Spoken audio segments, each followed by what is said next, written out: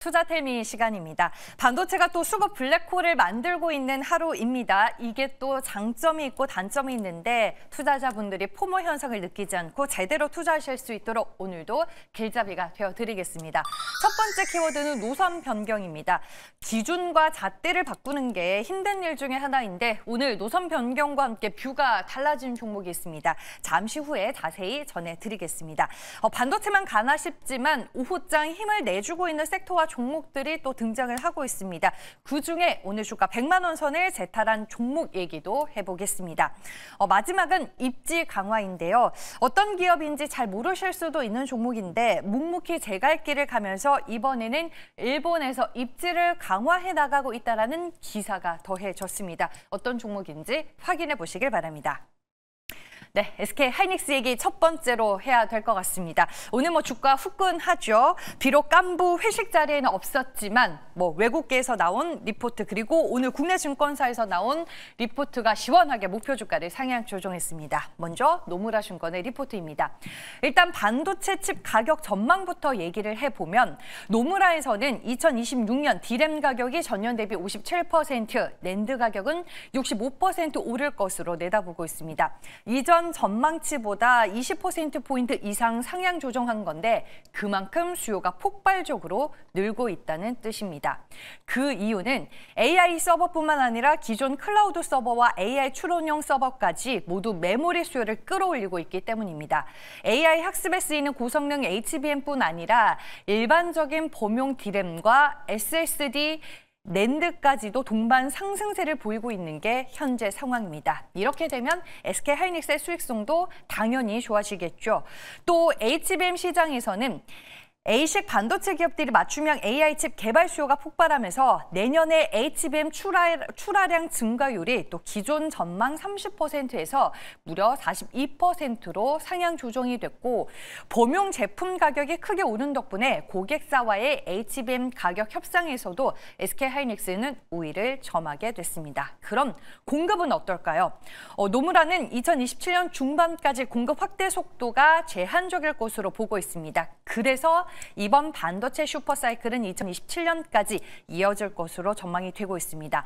이러한 전망을 반영해서 제가 준비한 자료 보면서 계속 얘기를 이어가 보도록 하겠습니다. 노무라에서는 내년에 SK 하이닉스의 영업이익 무려 99조 원, 그리고 2027년에는 무려 128조 원으로 전망치를 수정했고 목표 주가는 기존 54만 원에서 84만 원으로 상향 조정을 했습니다. 다음은 SK증권 한동희 애널리스트는 SK 하이닉스 주가 100만 원 간다라는 리포트 같이 보겠습니다. 핵심 키워드는 메모리 산업의 밸류에이션 패러다임이 바뀌고 있다입니다. 먼저 그동안 메모리 반도체 주식이 저평가됐었던 이유부터 설명을 드리면 D램, 낸드 같은 메모리 산업은 경기 사이클에 따라 실적이 크게 흔들리는 업종이었죠. 그래서 주가를 평가할 때 PER이 아니라 PBR 기준으로 봤습니다. 하지만 이번 사이클은 다르다는 겁니다. AI 확산으로 인해서 메모리 수요가 폭발적으로 증가하면서 이제는 실적이 단기간 반짝이는 게 아니라 구조적인 성장 궤도에 진입했다라는 평가가 나오고 있습니다. 그리고 앞서 노무라에서 얘기한 것과 마찬가지로 이번 AI 시대는 HBM만 필요한 게 아니라 AI 서비스가 늘어날수록 범용 메모리도 함께 필요하다는 게 핵심입니다. 두 번째는 메모리 산업의 구조가 바뀌었다는 건데요. 예전에는 선두 기업이 먼저 투자하고 후발주가 따라가면서 공급 과잉이 오는 구조였는데 지금은 선수주, 후증설의 구조로 변화가 됐다는 겁니다. 마지막으로 오늘 시장에서 가장 화제가 되고 있는 부분은 밸류를 그래서 어떻게 계산을 할 거냐 이건데 하이닉스는 HBM을 기반으로 고수익을 꾸준히 내고 있고 D램과 낸드도 함께 성장하면서 이익 안정성이 생겼습니다. 리포트는 이를 두고 PBR 상단이 뚫리고 이제는 PER로 평가받는 시기다라고 표현을 했고요. 목표 주가는 100만 원으로 제시가 됐습니다. 주가 함께 보시죠. 오늘 결국에는 앞자리가 6자로 바뀐 SK 하이닉스입니다. 잠시 좀 주춤이나 싶었는데 다시금 오후장 들어서 힘을 내주며 현재 무려 11%에 가까운 급등세를 연출하고 있습니다. 61만 9,500원 지나가고 있고요. 일봉 차트를 통해 보시면은 SK 하이닉스 최근에 꾸준히 20만 원, 30만 원, 40만 원, 50만 원을 넘어서 우상향 추세를 그려왔다라는 점 여러분들도 확인 확인해 보실 수 있을 것 같습니다. AI가 만든 구조적 성장과 초호황 슈퍼사이클로 SK하이닉스는 이제 새로운 길을 가고 있다. 이렇게 표현을 해보겠습니다. 다음 내용 함께 보시죠. 오늘 전자닉스가 워낙 뜨겁다 보니까 다른 쪽은 상대적으로 소외감이 들 수도 있는데 방산의 대장인 또 하나에어로스페이스가 주가 100만 원 선을 재탈환했습니다. 오늘 오전에 3분기 실적 발표가 됐는데요. 매출액은 6조 4,865억 원으로 작년 같은 기간보다 무려 147% 급증했습니다. 영업이익은 8,564억 원으로 전년 대비 80% 증가했지만 시장 컨센서스에는 살짝 못 미친 것으로 확인이 됐습니다. 이익률을 보면 지금 영업이익률이 13.2%를 기록을 했는데 하나오션과 하나시스템의 부진 영향 때문으로 분석이 되고 있습니다. 두 회사의 실적은 이미 지난주에 발표된 내용이라 시장에서는 이미 반영이 된 상황입니다. 사업 부문별로 보도록 할게요. 지상 방산 부문이 여전히 실적을 견인하고 있습니다. 영국과 스웨덴으로의 수출 그리고 이집트 K9 자주포 매출이 더해지면서 수출이 확대가 됐고 내수 매출도 늘었습니다. 항공우주 부문은 이번에 흑자 전환에 성공을 했습니다. 그리고 보통 이제 컨콜이 진행되면 그 이후에 애널이나 여러 텔레방에서 컨콜 내용이 많이 언급이 되는데 오늘 하나에어로스페이스는 생각보다 코멘트가 좀 적었던 것 같거든요. 하지만 그중에 아카이브 텔레방 코멘트 같이 보도록 하겠습니다.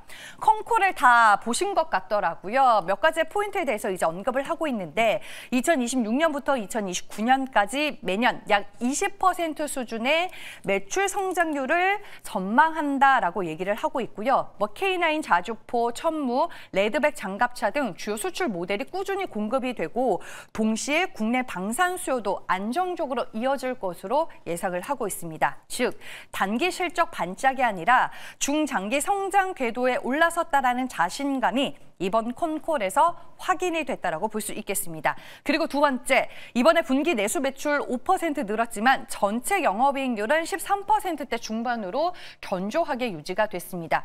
보통 내수는 수출보다 이익률이 낮지만 하나에어로스페이스는 생산 효율화와 단가 개선으로 높은 마진 유지를 했고요. 수익성 악화 없이 안정적으로 내수를 늘렸다라는 점이 긍정적으로 평가를 받고 있습니다. 마지막 세 번째는 이제 수주 내용인데 회사는 향후 4년에서 5년 동안 이어질 충분한 수주 잔고를 보유 중이다라고 이번 컨콜에서 밝혔습니다. 특히 유럽과 중동 지역에서 신규 수주 협의 활발하게 진행이 되고 있고 기존 고객국가의 추가 도입 가능성도 높다고 합니다. 따라서 향후 매출 성장의 가시성 상당히 높다라고 볼 수 있겠습니다. 네, 그래도 꾸준하게 오늘 우상향 추세를 그리며 분봉 나타내고 있고요. 오후장 들어서 장중 고점 찍어내는 움직임까지 포착이 됐습니다. 다시금 100만 원 선에 안착했다라고 표현을 해볼 수 있겠고요. 앞서서 이제 현대로템의 3분기 실적도 발표가 됐습니다. 이번 주는 조선 그리고 방산의 실적 발표가 이어지는 슈퍼위크다라고 정리를 해볼 수 있겠고요. 현재 말씀드리는 순간 7% 넘게 오르고 있습니다. 지금 하나에어로스페이스는 3분기 숫자보다는 컨콜에서 보여준 성장에 대한 자신감 그리고 견조한 수주 파이프라인이 앞으로 시장에서 어떻게 반영이 되는지가 중요할 것 같습니다. 마지막 내용입니다. 모두가 반도체에 열광할 때 피부 미용 관련주 얘기를 궁금해하실까 싶기도 하지만 오늘 APR이 남몰래 아주 조용히 신고가를 경신했죠. 바이오 플러스도 시장에 안 알려져 있어서 그렇지 피부 미용 관련주로 꼽힙니다. 인증이 늦어지면서 그동안 화장품 매출에 집중해왔었고 지금 스킨 부스터, 비만 치료제, 필러 등 신제품을 위한 준비 과정을 하고 있고요.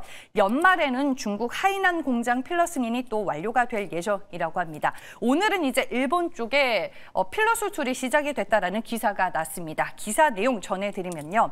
일본 의약품 의료기기 전문 유통업체인 BS코퍼레이션과 총 500억 원 규모의 필러를 공급하기 위한 MOU를 체결했습니다. 이번 협약은 일본 내 최대 미용 의료 네트워크인 쇼난 뷰티 클리닉을 중심으로 이 바이오 플러스의 프리미엄 필러 제품을 일본 전체 ODM 형태로 공급하는 게 골자다라고 볼 수 있겠고요.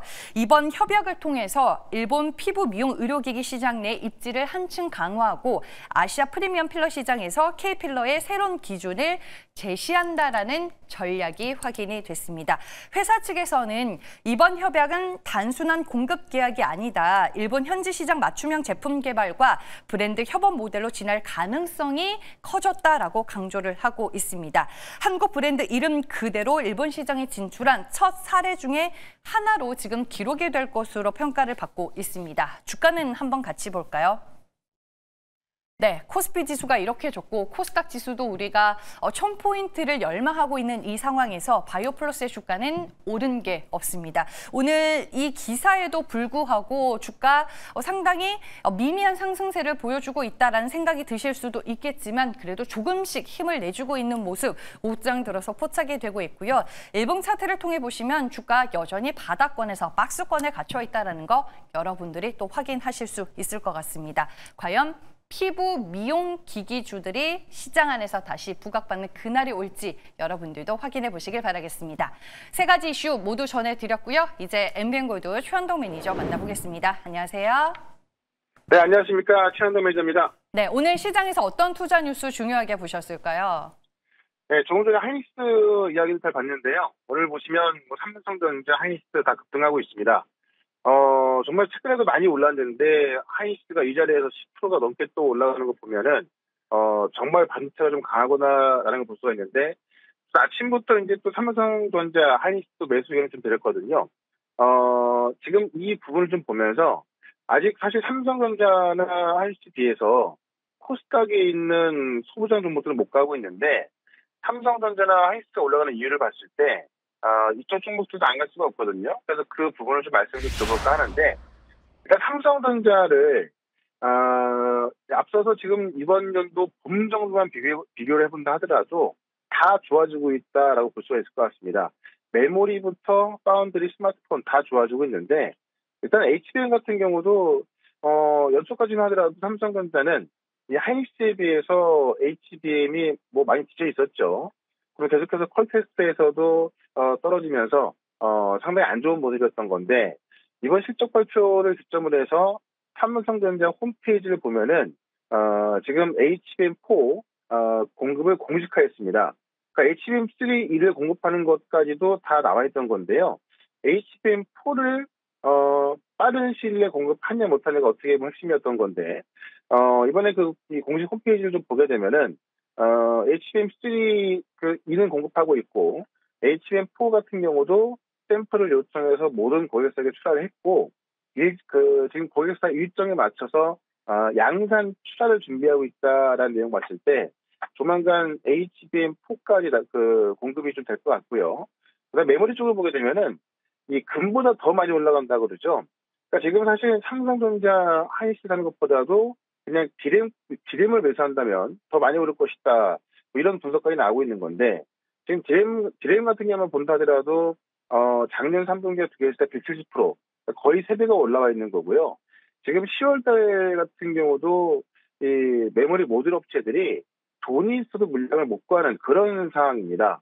그러니까는 뭐 가격은 계속해서 천장을 뚫고 올라가고 있는 거고 파운드리 같은 경우도 이제 일하는 본격화되고 있죠.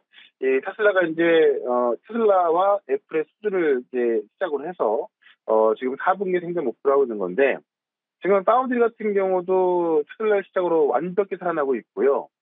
드림 같은 경우 말할 것도 없고 또 하이닉스 대비해서 뒤져있던 HBM4까지도 공식화하고 있습니다.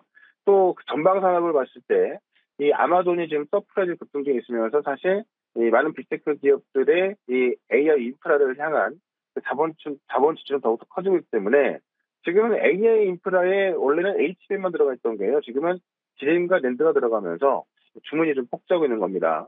파운드리 관련해서도 지금 스마트폰에 들어가는 이 AP죠. 이 엑스노스 2600을 또 파운드리 이나노에서 또 생산한다고 하면서 사실 그동안 모두가 안 되고 있던 것 같았는데 삼성전자는 이제는 메모리부터 파운드리, 스마트폰까지 모두가 다 잘 되고 있습니다. 그런 관점에서 사실 삼성전자 같은 경우도 저는 하이닉스가 좀 많이 올랐기 때문에 하이닉스보다는 삼성전자는 지금 매수해야 된다라고 말씀드리면서 삼성전자 관련해서 빌려치는 종목들 또 그중에서도 삼성전자 매출이 가장 높은 그런 종목으로 오늘은 또 말씀을 좀 드려보도록 하겠습니다. 반도체 소부장 안에서 기회를 찾자라고 말씀해 주셨습니다. 어떤 종목이 될까요? 네, 일단은 지금 삼성전자 올라간 것 치고는 많이 안 올라간 종목인데 현재가가 14,230원입니다. YC를 좀 말씀을 드릴 건데요. 일단 전체 매출의 90%가 삼성전자에서 나오는 기업입니다. 그렇기 때문에 삼성전자가 HBM4를 위해서 증설을 한다고 한다면은 아마 YC가 가장 큰 수혜를 보지 않을까 싶고요. 이 삼성의 테스터 전용 기업인데 지금 삼성전자가 지금 테일러 공장도 새로 짓고 있는 거 아니겠습니까? 그러니까는 당연히 테스트할 기업들의 물량이 많아질 텐데요. 이 테스트하는 기업들 같은 경우는 이 테스트 장비나 검사 장비가 공정에 좀 깊게 들어가기 때문에 쉽게 밴드를 교체하기도 쉽지 않고 특히나 뭐 물량이 많아진다 그래서 외주 줄 수 없는 게 뭐냐면 이게 어떤 새롭게 만든 반도체를 외주를 줬을 때는 그 스펙에 대한 보안이 취약해지거든요. 그러다 보니까는 어떻게 보면 이 어떤 반도체 스펙의 핵심인데 그 보안이 지켜지지 않는다고 한다면은 어떤 새로운 테스터 업체를 구할 수 없겠죠. 그런 것점에서 삼성전자 매출 가장 많은 YC가 올라갈 수밖에 없고 그러다 보니까는 최근에 이 GDDR7이라든가 지금 이 GDDR7을 엔비디아 루빈에 탑재가 돼서 들어가는 걸로 알려져 있죠. 그러니까는 엔비디아 차세 칩인 루빈의 매출이 늘어나기 시작할 때는 삼성의 GDDR7까지 같이 급증할 수밖에 없는 겁니다. 그러니까는 쉽게 말해서 지금 D램, 낸드부터 그다음에 이제 루빈에 들어가는 GDDR7 이게 또 HBM4까지 했을 때 지금 삼성전자 공급망에 가장 가까운 기업이 바로 YC로 볼 수 있겠다. 그래서 YC 지금 뭐 글로벌 장비회사 보시면은 지금 패러다임 같은 경우도 지금 급등하고 있거든요. 그래서 아마 이 테스트 장비에다가 아마 삼성전자나 하이시 다음으로 결정할 수 있다라고 좀 말씀드리면서 YC를 일단 목표가는 18,000원, 손절가는 13,000원으로 말씀을 좀 드려보도록 하겠습니다. 네, 알겠습니다. 그리고 포토안에서 여전히 로봇 관련주들이 높은 수익률을 기록하고 있습니다. 그중에 로보티즈 빠르고 짧게 리뷰 부탁드릴게요. 네, 로보티즈 뭐 너무나 많이 올라가고 있어가지고요. 일단 로보티즈 같은 경우는 이제 목표 주가를 35만 원까지 다시 한번 좀 말씀 좀 드려보고 이 로봇 기업은 여러분들 지금 빼놓으시면 안 될 것 같습니다. 계속해서 관심을 좀 가져야 될 것 같고요. 지금 로보티즈뿐만이 아니라 뭐 제가 뭐 바이오 기업도 많이 말씀드렸고 반도체 기업 많이 말씀드렸는데 지금도 올라갈 종목들이 꽤나 많이 있습니다. 지금 VIP 수익률을 3주 연속 1등하면서 계속 수익 잘 나고 있는데 오늘 4시에 시작하는 무료 방송에서는요. 지금 잘 올라가는 로보틱스, 그다음에 반도체, 바이오까지 앞으로 올라갈 종목을 아주 깔끔하게 좀 정리해 드릴 거니까는 4시에 시작하는 무료 방송 유튜브에서 최한덕 검색하셔가지고 유튜브 실시간 무료 방송 들어오시면 되고요. 저는 또 내일 이 시간에 다시 뵙도록 하겠습니다. 고맙습니다.